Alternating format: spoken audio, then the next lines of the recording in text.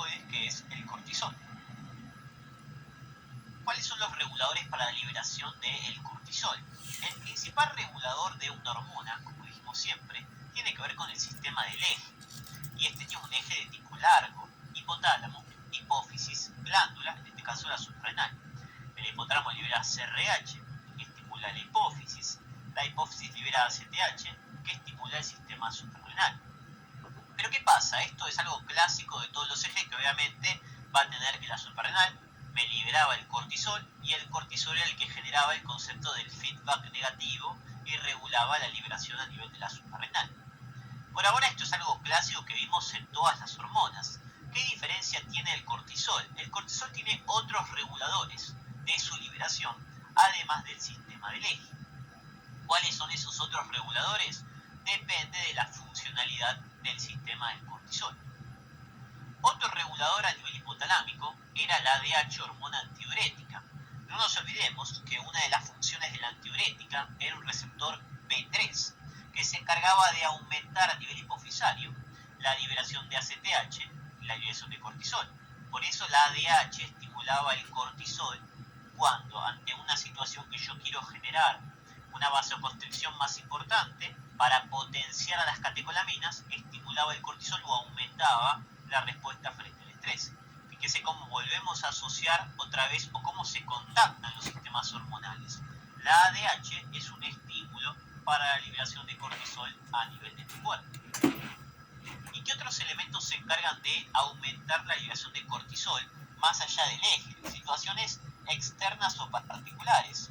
Una tiene que ver con la principal función del cortisol, que es el estrés. Situaciones estresantes se van a encargar de aumentarme la liberación de cortisol. ¿Cómo? Actuando a nivel del sistema del hipotálamo.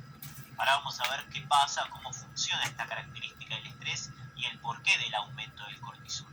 Pero es un regulador más allá de la concentración hormonal, que se encarga de aumentar la cantidad de cortisol, porque la regulación es propia del eje.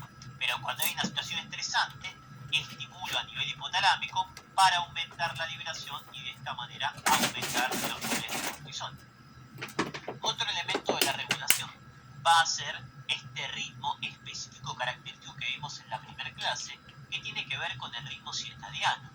El cortisol tenía un ritmo circadiano de secreción de 24 horas, en el cual tenía un pico a las 7, 8 de la mañana para despertarme y unos valores muy bajos a la noche, ¿okay? A las 11, 12 de la noche. ¿Por qué esta diferencia funcional? Porque el cortisol necesita o me va a dar mucha energía. Por lo tanto, cuando yo me tengo que levantar, necesito levantar esa energía, aumentar mucho esa energía para poder volver a prender la maquinaria que es mi cuerpo, que estaba dormida. Y durante la noche voy a apagar toda esta función, porque lo que voy a querer es principalmente regenerar. De ahí que yo tengo esta situación de estrés, que es despertarse a la mañana, y voy a darle una bomba de energía para que para esa funcionalidad yo pueda despertar. Por lo tanto, el ritmo circadiano también me manda señales determinadas, dependiendo la hora que sea, para que yo aumente los niveles de cortisol y tenga una diferencia o otro regulador del sistema de su liberación. Y otro sistema de regulación tiene que ver con las citoquinas proinflamatorias: interleuquina 1, interleuquina 6, TNF-alfa. Estos elementos se encargan de producir la inflamación. ¿Y por qué la inflamación me va a estimular el cortisol?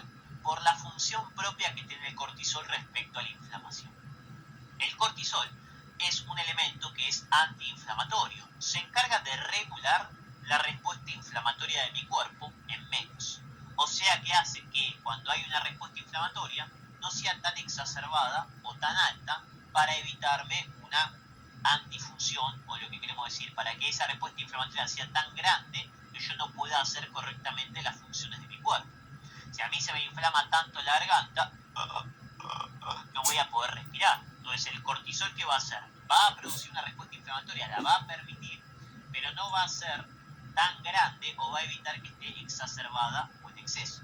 Por lo tanto, cuando tenga una situación de elementos proinflamatorios, estos van a estimular el cortisol para que generen una regulación de la respuesta inflamatoria y que no se me descontrole o se me vaya del camino. Por lo tanto, fíjense que qué elementos regulan el sistema del eje: el ritmo circadiano, el estrés, la retroalimentación del cortisol y citoquinas inflamatorias, 4 reguladores importantes para la liberación del sistema del cortisol. Cosas a remarcar con respecto a este ritmo circadiano del cortisol era que teníamos un pico aproximadamente a las 7-8 de la mañana, que este pico de cortisol era necesario para yo poder despertarme. Todas mis variables en el sueño disminuyen para regenerar energía y necesito esta bomba de energía, esta bomba de glucosa que me da el cortisol para poder volver a mis valores basales y volver a despertarme. Este pico obviamente va a depender de cada persona, la hora en la que nos levantamos y de la regulación luz-oscuridad que depende del sistema hipotalámico. De ahí que una persona que se acuesta a una hora particular puede modificar este pulso o este ritmo circadiano del cortisol. Luego de este pico a las 7-8 de la mañana van a empezar a descender los pulsos hasta lo que sería su valor mínimo por la noche. De las 8 de la noche hasta las 3-4 de la mañana tengo los pulsos o la vibración mínima de corticoide, porque en ese momento yo no requiero energía, sino que estoy disminuyendo el gasto energético para poder regenerarlo con lo que sería el sistema del sueño. Algunos otros autores hablan de un segundo pico a las 4 de la tarde. Este segundo pico sería lo necesario para volver a casa, por ejemplo, del trabajo. Entonces fíjense, pulsos altos por la mañana y pulsos bajos por lo que sería la noche. ¿Qué pasa con esta situación o este concepto del estrés agudo? Porque habíamos hablado que el cortisol es la hormona del estrés, que el estrés se encarga de estimular esta liberación de cortisol. Pero vamos a empezar a definir qué significa esto del estrés y por qué el cortisol actúa en respuesta al estrés. El estrés agudo o el estrés se va a definir como una situación que a mí me saca de mi equilibrio o me saca de mi homeostasis. Hay dos tipos de estrés clásicos, el agudo y el crónico, que normalmente se los diferencia por una cuestión de tiempo, que el agudo es rápido, que el crónico es duradero en el tiempo. En realidad se sacó esa definición de tiempo, sino que se habla por la situación. El estrés agudo es una situación en la cual me saca de mi homeostasis, pero se puede resolver, mientras que el estrés crónico es algo que me saca de mi homeostasis y yo no lo puedo resolver. Después, obviamente, cuando hagamos mecanismos de estrés, vamos a ver específicamente estas diferencias de los sistemas. Pero vamos a cerrarnos principalmente en lo que sería el estrés agudo, que es la base en este sistema del cortisol.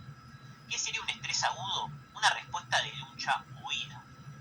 El ejemplo clásico es una persona corriendo a un tigre, un poco bizarro, pero imaginemos que estoy corriendo de un ladrón. Entonces yo necesito correr del ladrón porque me quiere cazar o me quiere matar. Entonces, ¿qué hago?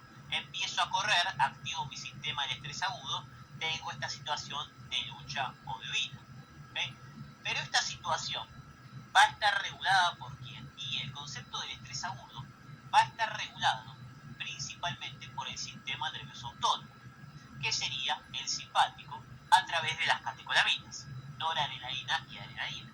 De ahí que cuando yo tengo que hacer una respuesta de estrés agudo o de lucha y huida, activo el simpático para hacer esta funcionalidad. Que el simpático va a tener dos funciones importantes para resolver la situación: aumentar las variables de mi cuerpo, aumento de la frecuencia cardíaca, aumento de la frecuencia respiratoria, aumento de midriasis o de visión para poder ver los objetivos a nivel del cuerpo, poder evitar comer meloso, evitar golpearme, vasoconstricción para asegurarle sangre a los tejidos que tengan que correr y evitar tener esa sangre en lugares donde no me es útil en ese momento. Todas funciones que se encargan de utilizar mi cuerpo para salir corriendo, salir rajando. Pero además de aumentar todas las variables, yo necesito energía, porque mi cuerpo sin energía no funciona. Y esa energía la necesito rápido. Por lo tanto, ¿cómo hago para conseguir, o cómo hacen las catecolaminas para conseguir energía rápidamente? Eso lo hacen mediante la glucogenólisis. ¿Qué significa? La ruptura de glucógeno, que es este elemento que se encarga o que está compuesto por cantidades de glucosa. Entonces, el sistema autonómico o el estrés agudo en un primer momento regulado por el autónomo me rompe el glucógeno para conseguir rápidamente energía y yo correr o zafar en el tiempo. El tema es que el estrés agudo tiene una duración determinada. O sea, yo puedo correr durante 5 o 6 minutos y listo. Pero el estrés agudo se puede prolongar en el tiempo, puede durar horas, puede durar días, puede durar semanas. Sí, el estrés agudo puede durar más que unos minutos, como sería correr de un tigre o de un león. El estrés agudo puede durar horas y días. Un ejemplo clásico de un estrés agudo es estar estudiando. Si yo rindo el examen de fisio dentro de 2 semanas, estoy en estrés agudo, no estoy en estrés crónico. ¿Por qué es estrés agudo y no crónico? Porque se acaba el examen y se acaba el estrés. Después habrá otras cosas para preocuparse, pero por ahora es estrés agudo. Pero si yo estoy hace 2 días estresado, va a haber un momento en que se me acabe la energía que yo tengo reservada y que se me acabe el sistema de catecolaminas que dura muy poco en sangre. ¿Cómo hago para mantener el estrés agudo a lo largo del tiempo? Para mantener el estrés agudo a lo largo del tiempo, ahí va a aparecer la hormona principal del estrés. ¿Y cuál es? El cortisol. Para mantener el estrés agudo a lo largo del tiempo necesito cortisol. ¿Por qué? Porque el cortisol va a hacer que se mantenga la energía constante a lo largo del tiempo, me asegure energía para resolver esa situación estresante y va a potenciar el efecto del sistema de catecolaminas. ¿Yo qué hago? Mantengo o trato de volver a su homeostasis como gastando más energía, durmiendo menos, estudiando más, teniendo un aumento de la presión. Son todas variables que yo utilizo para seguir estudiando, para compensar este estrés del estudio. Y para eso requiero más energía. Y no puede venir de la glucogenólisis porque se me acabó. Por lo tanto, el cortisol me va a asegurar energía. ¿Cómo me asegura energía? Y generando la gluconeogénesis, la formación de glucosa a través de precursores no glucídicos, como son las proteínas, los lípidos, un hiperglucemiante equivalente. Y la otra función que hace que es potenciaba o el efecto sinergista, potencia el efecto de las catecolaminas y de esa manera que hace, me asegura que mi cuerpo mantenga la función del sistema autonómico. Por eso es la hormona del estrés, porque mi cuerpo necesita cortisol para estar constantemente manteniendo los niveles energéticos y potenciando el efecto de las catecolaminas si ese estrés se prolonga en el tiempo. Si dura unos minutos, con las catecolaminas estamos, pero si se prolonga durante más minutos, si el ladrón me corre durante 10 cuadras o si tengo que estudiar durante un par de semanas, ahí voy a tener al cortisol que va a empezar a actuar como dándome mucha energía, que es la principal función, me asegura mucha energía para que yo pueda resolver esa situación a lo largo del tiempo. Con eso cerramos el concepto del cortisol, súper mega importante, este concepto de que me da energía o me da glucosa o nutriente para que yo pueda resolver la situación del estrés a lo largo del tiempo y de esa manera mantiene la situación o el estrés a lo largo del tiempo.